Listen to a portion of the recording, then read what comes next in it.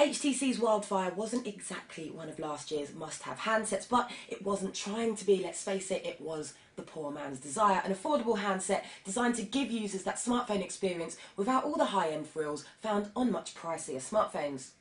Now it's time for round two in the form of the Wildfire S, and it's certainly much better looking this time round with a row of buttons instead of the trackpad coupled with a much better screen.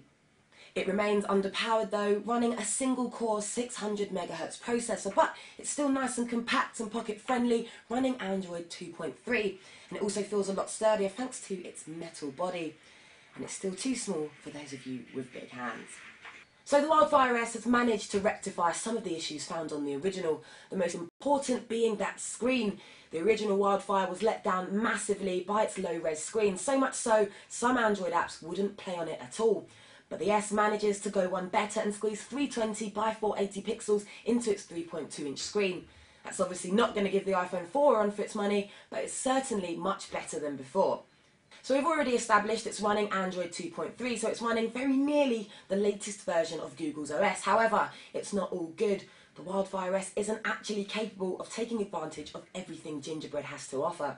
For example, there's no front-facing camera for video calls, and the lack of an NFC chip means you won't be able to take advantage of wireless payment options, when they're rolled out into the UK, of course. And the slow processor means it's not up to running the latest Android apps and games, so games like Fruit Ninja and everybody's favourite Angry Birds, for example, come with a side serving of stuttering, and the Sense UI is also uncharacteristically jerky. But at least it packs the latest version of the Sense UI.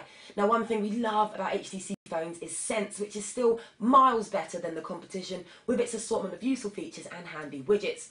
So you're treated to new things like the enhanced settings in the notification bar and the ability to filter your app drawer based on items you've downloaded or recently used. The 5-megapixel camera isn't great, so it's hardly changed from the original, but there is the added bonus of an LED flash to light up those dark snaps, and overall, pictures aren't that bad.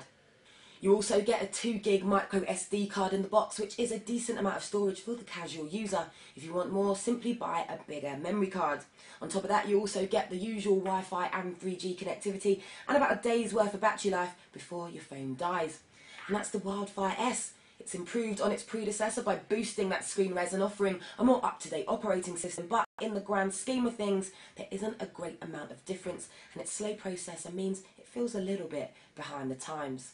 But if you're not in the market for a cutting-edge, top-of-the-range smartphone, the Wildfire S is certainly worth a look in. Its size means it's not really suited to the large-handed user, but it will slip effortlessly into your pocket. Plus, it's a far cry from smartphone monsters like the Dell Venue Pro and HTC HD7.